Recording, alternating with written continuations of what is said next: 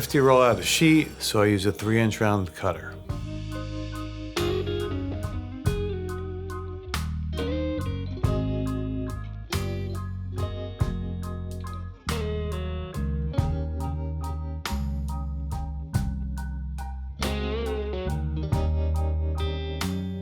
You hold the round in your hand like a taco, and then you fill it with about a tablespoon of filling.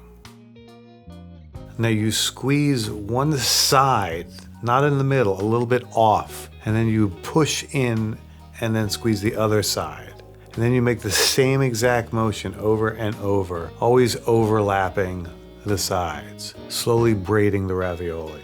At the end of it, you'll probably have a little bit of stuffing left over that was actually squeezed out.